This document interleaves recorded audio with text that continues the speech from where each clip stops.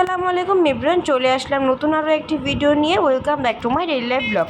আজকে বানাবো মুরগির মাংস দিয়ে কালা ভুনা। আর এই রেসিপিটা দেখলে আপনার এখনই রান্না করে খেতে মন চাইবে। এটা এত লোভনীয় একটা রেসিপি আর এটা এত মজাদার হয়। সাধারণত ব্রয়লার মুরগি খাওয়া যায় না, মানে অনেকে পানি দিয়ে রান্না করে। আজকের রেসিপিটা সম্পূর্ণ পানি ছাড়া, তো সম্পূর্ণ ভিডিওটা দেখলেই বুঝতে পারবেন।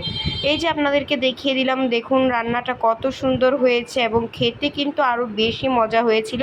তো চলুন যাই রান্নার প্রসেসে, রান্নাটা কিভাবে করলাম। আর ভিডিওটি শুরু করার আগে সবাই প্লিজ একটি লাইক, কমেন্ট এবং সাবস্ক্রাইব দিয়ে যাবেন। আপনাদের একটি লাইক, কমেন্ট, সাবস্ক্রাইব আমাকে নতুন আরও একটি ভিডিও বানাতে উৎসাহ দেয়। এই যে মুরগির মাংসটা রান্না করার জন্য মূল যে মশলাগুলো, সেই মশলাগুলো আগে চুলায় টেলে নেব। এখানে দারুচিনি, এলাচ, জিরা, গোলমরিচ, জয়ফল, জয়ত্রী, বিভিন্ন রকমের তেজপাতা, মশলা এগুলো টেলে নিয়েছি। এগুলোকে গুঁড়ো করে নেব। তারপর চুলায় একটি কড়াই বসিয়ে পরিমাণ মতো পেঁয়াজ কুচি দেব। এইভাবে রান্না করলে পেঁয়াজ কুচিটা একটু বেশিই দরকার হয়। পেঁয়াজ কুচিটা আমি কিন্তু একটু পরিমাণে বেশি দিয়েছি, আপনারাও পরিমাণে বেশি দেবেন। আপনারা যেই অনুযায়ী রান্না করবেন সেই অনুযায়ী মশলা দিবেন। তারপর পেঁয়াজ কুচিটাকে একটু ব্রাউন করে ভাজার সময় ভেজে নেব। তো ভাজতে দিয়ে দিয়েছি চুলা, তাই ভাবলাম মাঝখান দিয়ে মশলাগুলোকে একটু গুঁড়ো করি। এই যে এখানে মশলাগুলো গুঁড়ো করে নিচ্ছি। এই মেশিনের সাহায্যে কিন্তু মশলাটা খুব ভালোভাবে গুঁড়ো হয়ে গেছে। এই যে পেঁয়াজটাকে একটু ব্রাউন ব্রাউন হয়ে চলে আসছে, আপনার লবণ দিয়ে পেঁয়াজটাকে ভাজবেন। তারপরে এই যে পানি ছাকানো মুরগির মাংসটা এটার ভিতর দিয়ে দেবেন। মুরগির মাংসটাকেও কিছুক্ষণ ভেজে নেওয়ার পর এর মধ্যে হলুদের গুঁড়ো দিয়ে দিয়েছি পরিমাণ মতো। আমি কোনো মশলার পরিমাণ বলছি না, আপনারা যেই অনুযায়ী রান্না করবেন সেই অনুযায়ী মশলা দিবেন। এই যে গুঁড়ো করে রাখা মশলাটা আপনাকে দেখিয়ে দিচ্ছি, কালারটা কিন্তু খুবই সুন্দর এসেছে।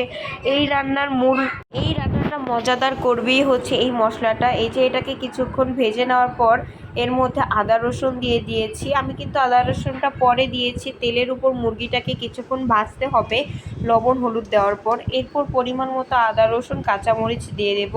এখন এটা কালার এখনও আসেনি। মূল মশলা দেওয়ার পর কিন্তু সুন্দর একটা কালার আসবে, যেটা আপনারা ভিডিওর শুরুতে দেখতে পেয়েছেন। আমি এখনও বলছি, ভিডিওটির যদি একটু কোনো অংশ যদি আপনাদের ভালো লাগে একটি সাবস্ক্রাইব দিয়ে যাবেন। এই যে দেখুন এখানে আমি লাল মরিচের গুঁড়ো দিয়ে দিয়েছি। লাল মরিচের গুঁড়ো দেওয়ার পর কিন্তু কালারটাও বেশ ভালোই এসেছে।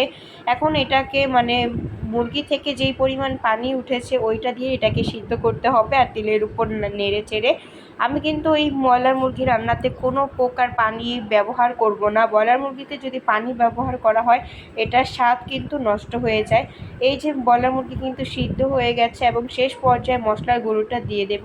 মশলার গুঁড়ো দেওয়ার পর দেখুন কালারটা কত সুন্দর হয়েছে, মনে হয়েছে যে মুরগির কালা ভুনা রান্না করেছি। আজকে এই পর্যন্তই, আল্লাহ হাফেজ।